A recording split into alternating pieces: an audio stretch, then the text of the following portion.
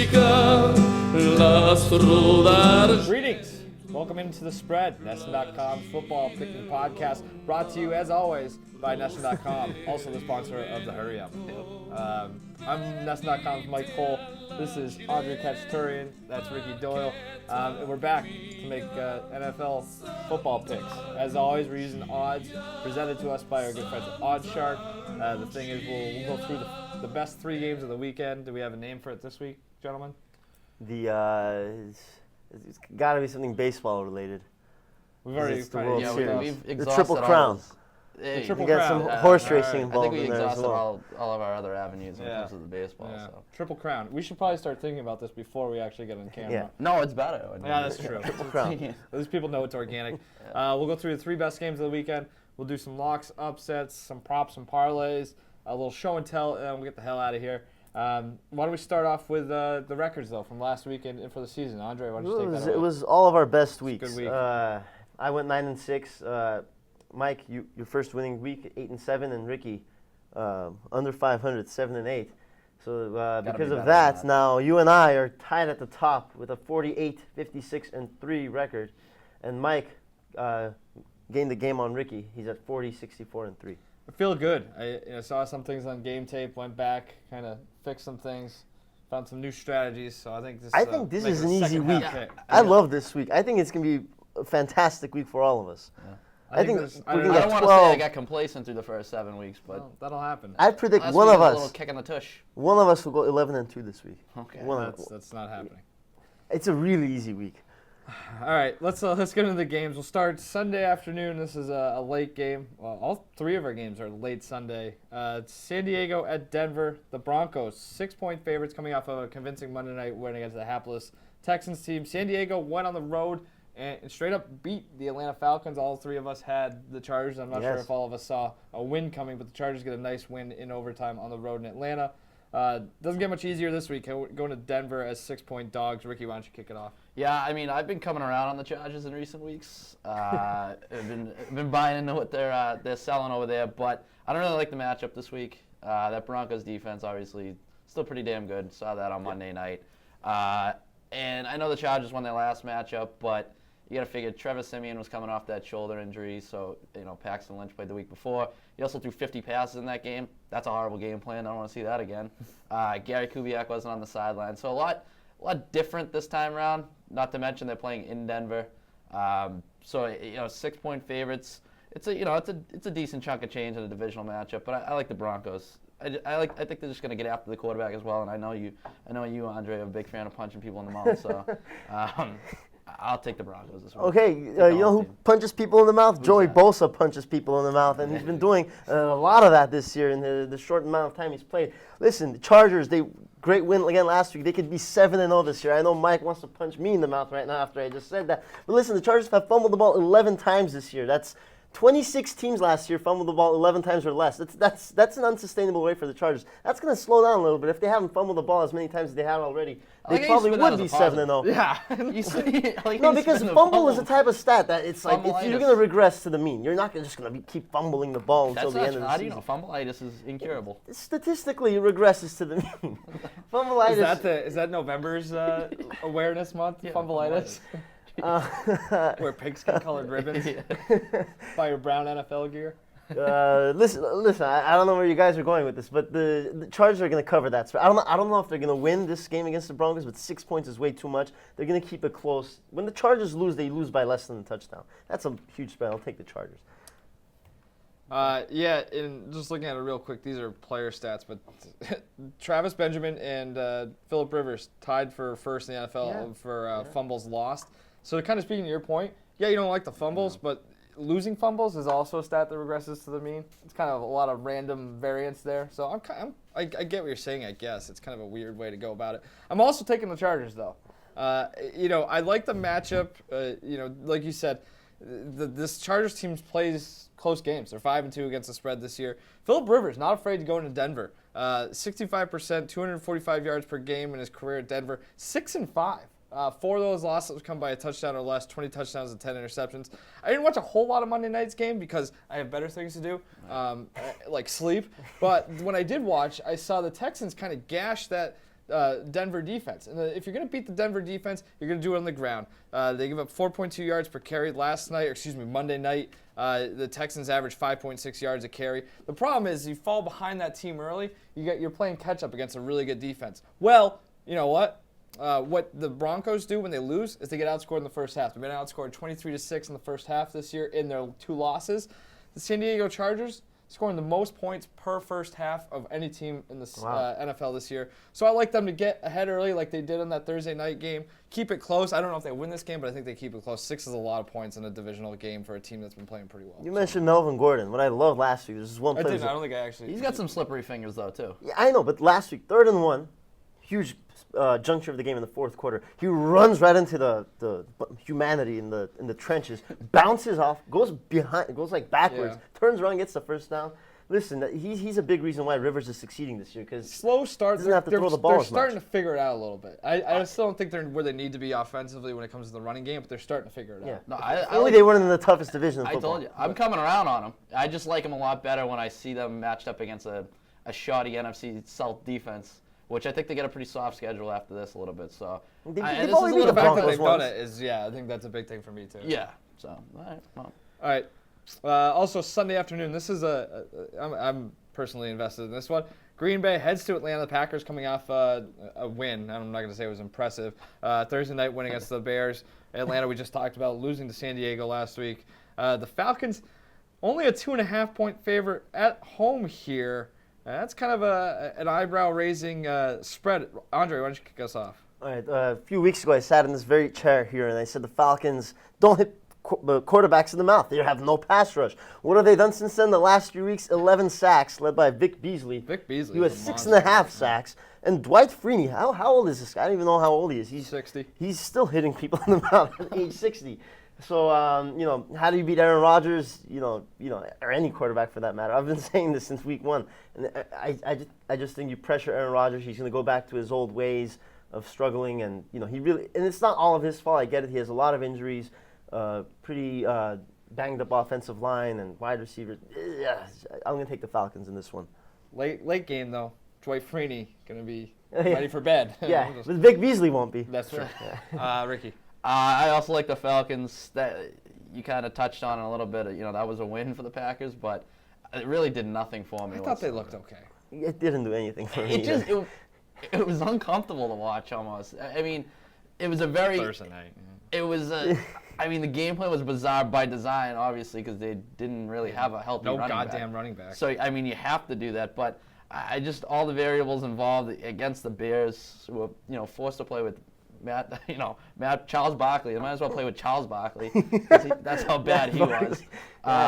So Matt Barkley for an entire half plus. you got to blow them out of the water if you want to, prove anything to me in that game. I'm a little concerned about Tevin Coleman's hamstring. Obviously Atlanta's a little bit, they're going to be better when you have that two-headed monster, him and Devontae Freeman. But I just look at the Packers. You can win without your top 3 cornerbacks when you're facing the likes of Matt Barkley and the Chicago Bears. But can you do it against the top-ranked offense in the NFL? I don't think the running game is going to matter for the Falcons because the Packers are good against the run, and I think he's going to get into that right now. This is my point. But who's going to stop Julio Jones? Well, that's the thing. It doesn't matter if I'm in the backfield. It's not going to matter because I'm also picking the Falcons. Oh, wow. The fact that this is a 2.5-point spread, usually you get 2.5 to 3 points for being the home team. So Vegas is telling us that these two teams are equal. I don't see that at this point as the two teams are currently constituted. Maybe that's just to try to get Packers fans to bet on the Packers. It's like, it could also be an overreaction to the Falcons struggling a little bit, getting people hopping off that bandwagon. Right. There's just natural adjustments that need to be made. I think this line shifts because I can't see how you make a case for the Packers winning this game. They might, and I'd be pleasantly surprised, and this is what I like to call an emotional hedge. But the Packers entering this season, their top 3 cornerbacks were Sam Shields, Demarius Randall, and Quentin Rollins. None of those guys are going to play this week. It doesn't matter who's in the backfield because they don't have to hand the ball off once. It's Ladarius Gunter, who actually played well Thursday night. Pro Football Focus rated him as like 82.8. He's one of the top defensive players in that game. Played well, but now he's got to go up against Julio Jones, and that's going to be an issue. When you're down your top 3 cornerbacks going up against the who some might say the front-runner MVP candidate quarterback and Matt Ryan, that passing attack, the Packers still don't have a running back. Ty Montgomery looks good back there, but you saw when they get down in short goal yardage situations, they have nobody to give the ball to. It's just I don't see how it happens. I mean, maybe Rodgers comes back and plays. I mean, I like what they've started to figure out a few things offensively, but I still think it's going to take a little bit more time.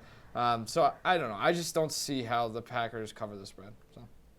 Yeah, I mean, everything you said, you hit the nail on the head. Feeling it this week. Yeah, keep your hands at bay over yeah. there. We don't need a repeat of last week. shouldn't hit anything. Well, we should have addressed that from the beginning. Yeah. That was a disaster. We'd like to put that behind us. Be careful, there might be some shards know. still. Moving on. Maybe last week. Sunday night, Philly at Dallas. Shrapnel. Cowboys 4.5-point favorites coming off their bye. Philly with a nice win. Credit where it's due, Andre. You saw that the Eagles win coming from a mile away. I took a lot of heat for that too. Yeah, you did. That was one you really had to have. I'm glad it happened. You would have been time-feathered. If you had lost that one plus the Browns one last week, and then going back even a few more weeks before that, saying the Browns would outright beat the Patriots, you'd be in a bad spot. There are shards of something on the table. So typically when you gloat, it makes you just want to slap the taste out of your mouth, but we'll let you slide this week. You earned it on this one, although I think that was a fluky game. Anyway, Cowboys 4.5-point favorites against the Eagles, divisional matchup. 4.5 points, kind of a lot for a divisional matchup, but Ricky starts off. And speaking to the flukiness of that game, it was a little fluky for various reasons, but I look at this matchup this week and I'm wondering which version of the Eagles' defensive line is going to show up. I think they're aided by the fact that the Vikings' offensive line isn't that good, a little banged up. It's obviously going to be a different story this week against the Cowboys, who have probably the best offensive line in football. Vikings' running game isn't that great, so you can kind of sell out a little bit and get after Sam Bradford. Obviously, you know what happens when he's under pressure. He looked like the real Sam Bradford this past week. Yeah. Eagles also committed some turnovers in that game, so while they won, it wasn't anything. It was kind of like that Packers win. I wasn't overly impressed by it. I guess that was kind of the theme of Week 7, which is garbage football. I wasn't impressed by anything in Week 7. Also, the Eagles lost their slot corner, Ron Brooks. That could be huge against Cowboys, who have Cole Beasley, who's been kind of tearing up lately. Des Bryant likely coming back. So, I mean, my heart is telling me to take the Eagles to keep this close. Divisional game. Carson Wentz been pretty good in prime time. But my head's telling me to go Cowboys. I don't know. I know it's the 4.5-point spread. I don't love it, but everything points to the Cowboys for me in this game. So I'm going with them. Oh, the time of possession. The recipe for Dallas is going to be the same the entire season. Run the ball, eat the clock. 27% of their drives this year have been at least 5 minutes long. 28% of their drives have been at least 10 plays long. So why is that going to change this week against the Eagles? What do the Eagles have that's going to make me say, the Dallas' game plan is going to change this week? Absolutely nothing defensively. So I see Zeke continuing running the ball, Dak making a few plays. It's going to be very convincing. It was one of the more underwhelming wins against an undefeated team. You know what I mean? I feel like I'm supposed to come out of that win against the Vikings. Because the Vikings are underwhelming in the undefeated team. Yeah. They have the second worst offense in the league in terms of yards per play. Sorry. And there might be some cracks in that special teams wall too. It's quite literally when it comes to returning or covering kickoffs, as we saw that kick return for touchdown. Yeah. Are you done? Yeah. Okay. I'm also taking Dallas. The Eagles, when they win, or I guess it's the other way around. When they get after the quarterback, they win. When they win, they get after the quarterback. They're going up now against, like you said, the Dallas offense that's just going to control the game. They control the line of scrimmage. Cowboys' offensive line has allowed 9 sacks this year. That's second fewest in the NFL. Like you said, second in time of possession and 5th in yards per carry. All 3 of those stats I think, kind of speak to how dominant that offensive line is. So I think they're going to protect Prescott. Whatever. We'll look that up. They're good. Fine. First or second, that's pretty damn good. So I think they neutralize the Eagles' pass rush. Also, Eagles at home this year, 3-0 plus 68 point differential. On the road, they're 1-2. Their only win came against Chicago, and they're only plus 7 point differential. So they're a different team on the road. That makes sense. Rookie quarterback, tougher to win on the road. So, all right, good stuff. Let's get into locks and upsets. You guys want to start with locks or upsets this week? Andre, your pick after that for calling the Eagles last week. It would be my gift to you. Let's start with locks, but you started off. Whoa. Okay.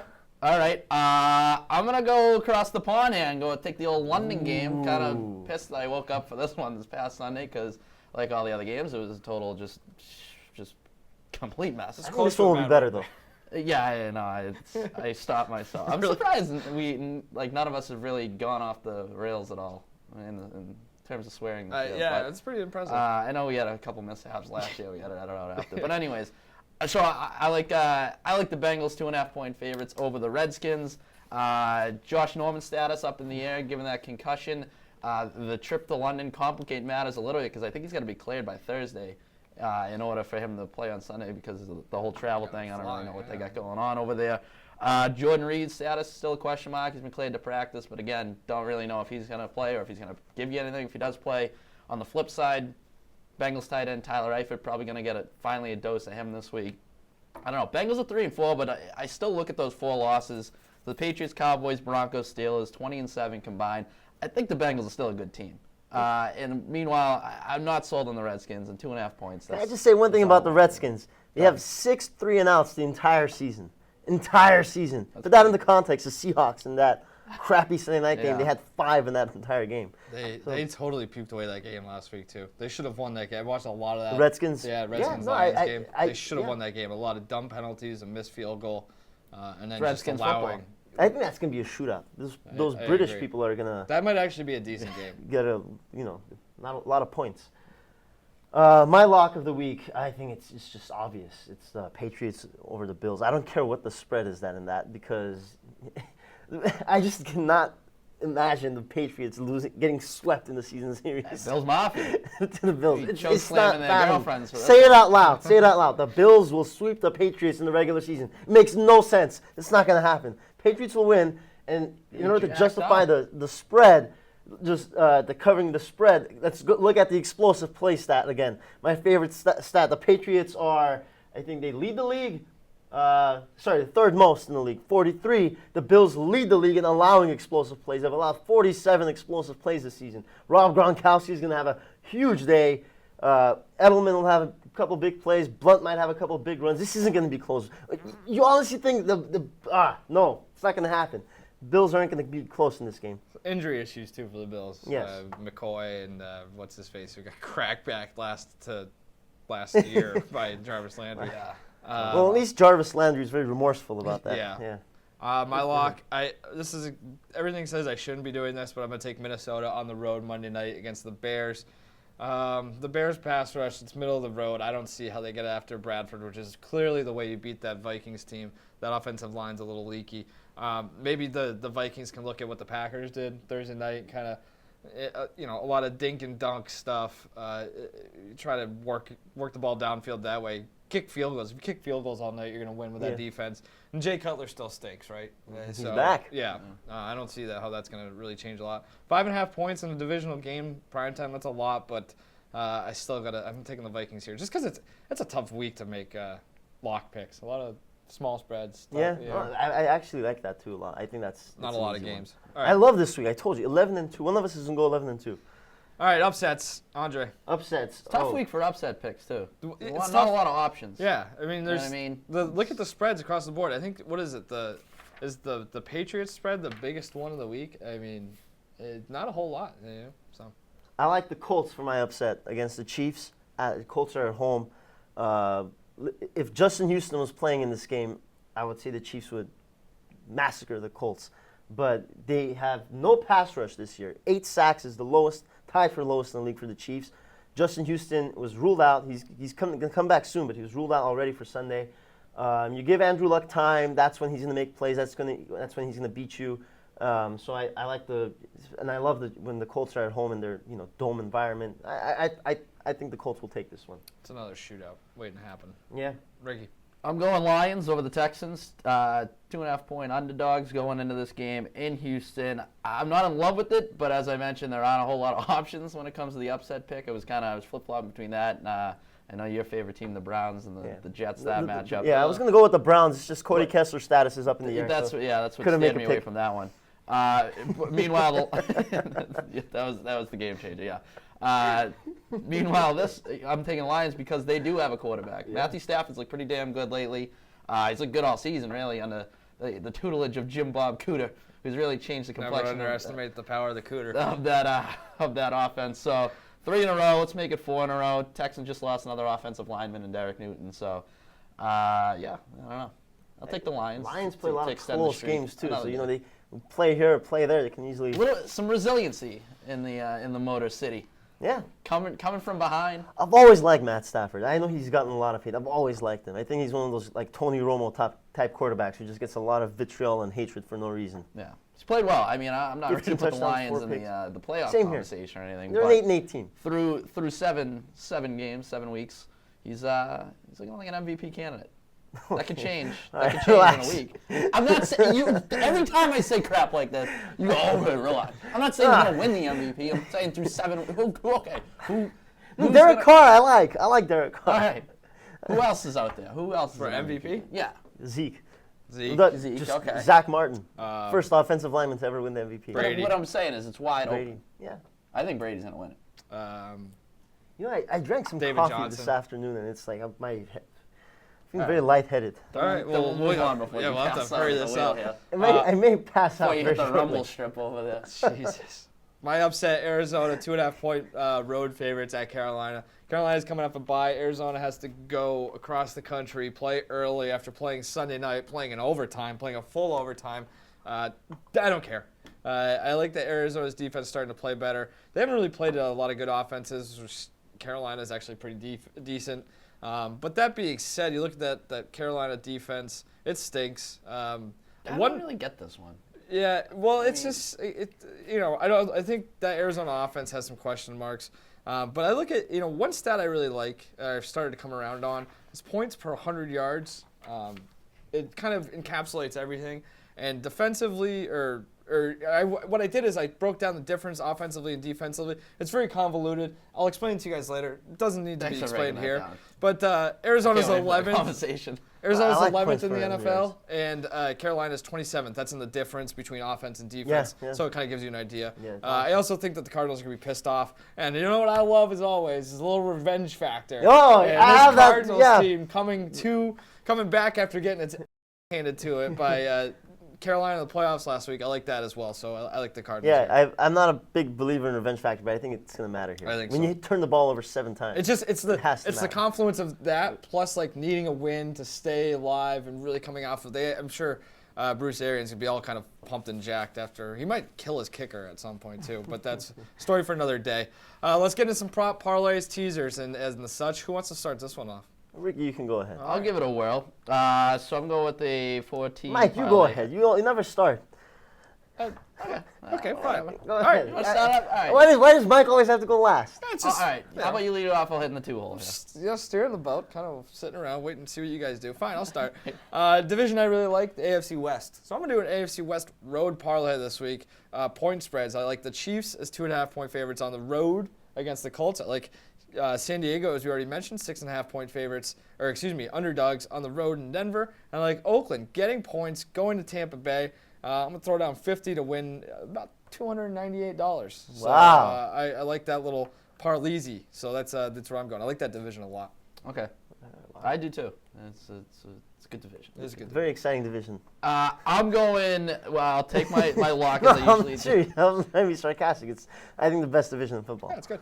That or the East, the NFC East. Good competition out there on the West Coast. All right, so I always go with my locks. I'll take the Bengals over the Skins. I like your Raiders pick against the Bucks. The Bucks, I don't know, they're whatever to me. I'm taking the over 44.5 on the Jaguars Titans because Titans offense looks okay now. They're making some strides, and the Jaguars defense is Touch that game with a 10-foot ball. Yeah, well, I mean, I'm not gonna watch it. Yeah. I'm just gonna bet on it. That's a lot of points. Is this from the Jaguars Raiders? No, Jaguars Titans. Jaguars. Oh, Thursday that's gonna be exciting. A flashback to the old Color Rush. I think it was the first Color Rush game. No, I That think was a that's gonna be a good game. catastrophe. But over 44.5, I don't know. I could just see them both giving up a lot of just fumbling the football into each other's end zones for more than 44.5 points. And then the Colts Chiefs, I'm going to take over 50. The Colts have scored at least 20 points in each game and have given up at least 22. Seems like every week I look up and Indianapolis is in a shootout. Yeah. I think that'll be the case this week. And the Chiefs, the running back duo, hopefully Jamal Charles gets a little more involved this week. I like that to be over 50. I'm looking at like a 34-24 game now. Wow, calling the score, A lot of points in that game. Yeah. Yeah, I like that one. I have that too for one of my over-unders. The Colts and Chiefs. I also like Bengals, Redskins together. over over 47, the London game. Does that include the exchange rate? Ha! I like it. That's funny. All right, I like Seahawks Saints 2 over 47.5. Hello. Russell Wilson Brexit. is an excellent quarterback when he plays crappy teams, and the Saints are a crappy team. Drew Brees is great in his dome atmosphere. You're going to get throttled in our fantasy matchup this week. Am I playing? Oh, I'm playing. Good. Okay, cool. Russell Wilson. Thank you for that. It makes me feel better. Packers Falcons 53s. That's the over/under. I'm gonna go with the under on that. Aaron Rodgers is having his struggles. Julio Jones might score that by himself. Maybe. Love a good under. Love rooting for punts. Those are just a few over/unders that I think you guys should take a look at. The over's never dead. Always take the over. All right, so what's next here? Show and tell. Let's get out of here. Is it show and tell time already? Andre, Wow. start us off. Already. All right, Because I don't want to die. I didn't bring any. So, yeah, I want to be able to tell her. Nothing dangerous if this today. is I gonna brought go. up tie. Sometimes people say, nice tie. you know what? Get rid of the tie. And I think that's what the NFL has to do. They need to get rid of the tie. They need to just toss it away. Because why do we have a tie? Hockey got rid of a tie. It's like, what was that all about? 6-6, have a second overtime, have a triple overtime. You don't see a tie in basketball. You don't see a tie in the playoffs. You don't see a tie in college football. I think they should have, if you don't want to have a second overtime, maybe they should have the ties settled in different ways. Maybe have the offensive lineman, the most underappreciated position in sports, have a nice old tug-of-war battle in midfield. Have something to break the tie. A field goal contest. I mean, that wouldn't have settled the tie this Sunday. They'd still be playing. They'll still be playing. Do something. Break the tie. What is this? Do a nice little ball rollout, all of the XFL. XFL, yeah, I'm Yeah. liking that. Have like, what they had back in like 10 years ago, during the Pro Bowl, they'd have the quarterback contest. The quarterback club, Yeah. the quarterback challenge. Unpack. Yeah, kick. you should do Give us that. a reason to show the old footage and your Do something. Get rid of the tie. Take it off. Casual setting. A wrestling match between head coaches. Yeah. Here you go. Something. Slap on yeah. a couple sumo suits. Yeah. Who knows? Just have all out brawl and see what happens. Kick the crap at each other. Any of those, I give you. I don't like your ideas, but any one of those would have been better than watching that for Cocktail game. So, Ricky, you want to go? Yeah, I got I'm bringing in some fruit, bringing in some bananas, because I think bananas and pajamas over here coming down the stairs. I'm taking and I'm gonna say, I don't know where was I going? Oh, bananas, because I think the Rams are bananas. All right, Jeff Fisher is bananas. If he sticks with Case Keenum as opposed to turning to Jared Goff, Doesn't matter though. No, probably that's my point. If it doesn't matter, then go to the young guys. See what you got there. Let him You get look his head across. kicked in. You look across the league. You got young quarterbacks playing well, left and right. Prescott, Wentz, Simeon. Let's give Goff. Let's give him a chance. All right. Why not? Because I'm sick of I need something to latch onto with the Rams. It's just a very boring team. So I hate when they jam down your throat when they play in London. I don't think that was Case Keenum's fault though. That last interception. I'll give it to you. The receivers. It was a lot a of horrible interception. Somebody unplugged his controller. Say what that was. Yeah, that throw looked like a guy who pushed the wrong button in a game of Madden and just barely tapped it. It was like, oh crap, I hit X and I meant to hit square. And he just barely tapped it. The guy caught it like a punt. He was just sitting there waiting for it. Forgot to do. I just don't get why they're so down with backing Case Keenum, even from the start this season. Maybe his name Case Keenum. Case. Yeah, but he has a good case. I don't know. He's got nothing. It's a fraud. Banana! Oh baby. All right, mine is, let me get my baby. bag of tricks here. I got a lot. Speaking Also of going fruit, Oh. I got some grapes. Grapes, I love grapes. Grapes, to celebrate. This is a celebration for the 1972 Miami Dolphins. Undefeated still. The last of the undefeated is Minnesota Vikings went down. You gotta use grapes to make champagne. Didn't bring any champagne, but the more I think about it, this is probably a little bit more fitting. You don't deserve champagne to celebrate no more undefeated teams in a season like this where everybody sucks. Clearly nobody's gonna go undefeated. So do yourself a favor. You're all old. Eat some grapes. It's better for you. Enjoy being the only undefeated team in an era that really wasn't that good. No, I had no idea until now. I just Wikipedia champagne. I had no idea champagne is basically just sparkling wine. Yeah, I had to double check that. That's what I thought, but I wanted to make sure before I came No out here and idea. made it out of myself. The thing. What did you think it was? I don't know. It tastes good. Okay, so next week I'll bring I don't in ask any questions. actual champagne. All right, that was fun. Are we done here? you'll probably win 11, going 11-2. You should definitely I drink really champagne. hope so. I hope you do make this if three. I go Make it a 11 3-horse race. If I go 11-2, I'm drinking champagne the entire show next week. Oh. Write it down. So okay, that's week 8. The spread, Nest.com's NFL or football. Happy Halloween. Oh, that's right. Yeah. What are you guys gonna be? I have no idea. I haven't thought about it. Io sono Marco Polo. I was trying. No, but it's like That's pretty good. Marco Polo. From the Geico commercial. Yeah, I know. Yeah. Geico does not sponsor this show. But if they were interested in sponsoring this show, give us a call. In the meantime, this has been the Spread, Nesson's Football Picks podcast presented by Nesson.com. Make sure to check out the Hurry Up. Check out Nesson on Twitter, Facebook, Instagram, Google+. Do it all. Come back, check out our picks. They're at the bottom. Read our picks if you want for the full Week 8 slate. That's it. We're going to get out of here. We're going to go play with some fruit. But we'll see you again next week. Mia Santa Lucia, Santa Lucia.